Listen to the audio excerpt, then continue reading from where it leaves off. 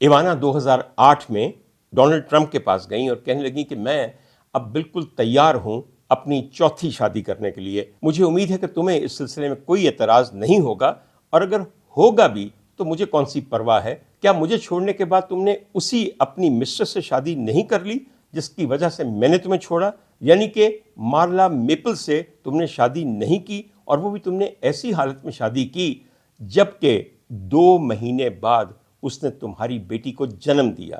تو کیا میرا شک غلط تھا؟ She was already sleeping around with you and she was carrying your child when she became your bride. So I was right. یہ سب چیزیں سننے کے بعد ڈونلڈ ٹرمپ صاحب کی جھاگ کافی بیٹھ گئی، اور انہوں نے کہا کہ میں تمہاری شادی پہ قطعاً معترض نہیں ہوں.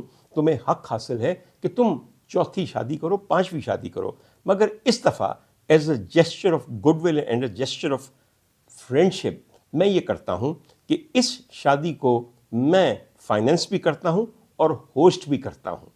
تو وہ فوراً مان گئیں کہ کتنی اچھی بات ہے، اس سے ہمارے بچے بھی خوش ہوں گے. اور اس نے ساتھ یہ بھی کہا کہ میری بیٹی Ivanka would be my maid of honour. اس بات پہ بھی ڈونلڈ ٹرمپ بہت خوش ہوئے.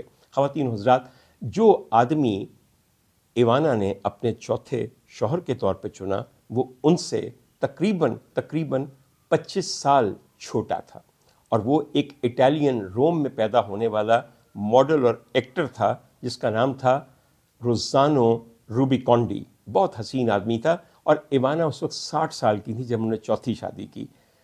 ایوانا paid back Trump in his own coins in her own way. خواتین حضرات، یہ شادی غضبناک ہوئی، اور چونکہ ٹرمپ صاحب اسے فائنینس کر رہے تھے اس لیے ایوانا نے اس میں اپنے 400 دوستوں کو بلایا.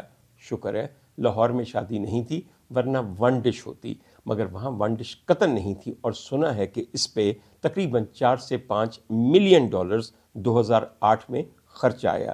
سوچ لیجیے کتنا عرصہ پہلے کی ہم بات کر رہے ہیں، اور کیسی لیوش شادی ہوگی. یہ شادی صرف 9 ماہ چل سکی. 9 ماہ بعد یہ دونوں روزانو اور ایوانا سپریٹ ہو گئے، جس نے ٹرمپ کو بہت خوشی دی. اور پھر بہت جلد ہی تقریباً 49 سال کی عمر پہ ایوانا ٹرمپ کے چوتھے شوہر میلانوما سے، جو ایک قسم کا کینسر ہوتا ہے، اس سے وفات پا گئے. خواتین و حضرات، زندگی میں آپ جو مرضی کر لیں، جیڑی مرضی ات چک لو، جو مرضی پنڈی پالو، آخر میں سب کا انجام موت ہے، جو کہ انیویٹیبل ہے، اور کسی بھی وقت یہ بھولنا نہیں چاہیے. یہاں کیسے کیسے آسمان زمین بوس ہوتے ہیں روزانہ ہمارے ارد گرد، دیکھ کے انسان کو سبق سیکھنا چاہیے.